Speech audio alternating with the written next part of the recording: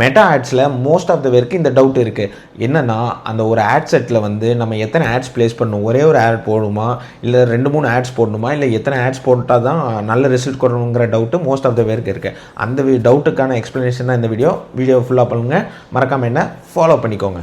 எப்போவுமே add settle வந்து ஒரே ஒரு ஆட் ப்ளேஸ் பண்ணிங்கன்னா அது ரிசல்ட் கொடுக்கான பாசிபிலிட்டி 50% தான். சம்டைம்ஸ் அந்த ஆட்ஸ் நல்லா இருந்துச்சுன்னா அந்த ஆட்ஸ் ஒர்க் ஆக வாய்ப்பு இருக்குது. ஸோ எப்போவுமே நம்ம அந்த ஒரே ஒரு ஆடை மட்டும் ப்ளேஸ் பண்ணி அந்த ஐடியாவுக்கு எப்போவுமே போகாதீங்க. கிட்டத்தட்ட ஒரு மினிமம் ஒரு 4 to 5 ஆட்ஸாவது ஒரு ஆட் செட்டில் ப்ளேஸ் பண்ணுங்கள். அதில் வந்து 4 to 5 ஆடில் வந்து கண்டிப்பாக ஒரு போஸ்டர் இருக்கணும், கண்டிப்பாக ஒரு வீடியோ இருக்கணும், கண்டிப்பாக ஒரு ஏஐ ஜென்ரேட்டிவ் வீடியோ இருக்கணும், அப்புறம் ஒரு கரோசல் டைப் ஆட்ஸ் இருக்கணும். இந்த மாதிரி 4 டைப் ஆஃப் ஆட்ஸ் இருந்தால் தான் அந்த இதில் வந்து என்ன ஒர்க் ஆகுது, என்ன ஒர்க் ஆகலைங்கிறத நம்ம வந்து அனலைஸ் பண்ண முடியும். முதல்ல ஒரு 7 நாள் அனலைஸ் பண்ணிவிட்டு எந்த ஆட்ஸ் ஒர்க் ஆகுதோ அந்த ஆட்ஸை வந்து கண்டினியூ பண்ணுங்கள். எந்த ஆட்ஸ் ஒர்க் ஆகலையோ அந்த ஆட்ஸை வந்து பாஸ் பண்ணி விட்டுருங்க. இப்படி 4-5 ஆட்ஸை போட்டு நம்ம ஆட் செட்டை டெஸ்ட் பண்ணோன்னா தான் உங்களுக்கு எஃபெக்டிவான ரிசல்ட் வரும், காஸ்ட்டும் கம்மி பண்ண முடியும்.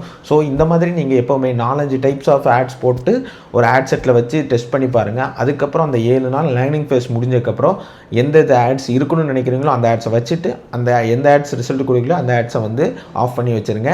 இதுதான் உங்களுக்கு பெஸ்ட் ரிசல்ட் கொடுக்கும். இந்த மாதிரி டிஜிட்டல் மார்க்கெட்டிங் ரிலேட்டடான யூஸ்ஃபுல்லான வீடியோஸ்க்கு மறக்காம என்ன ஃபாலோ பண்ணிக்கோங்க.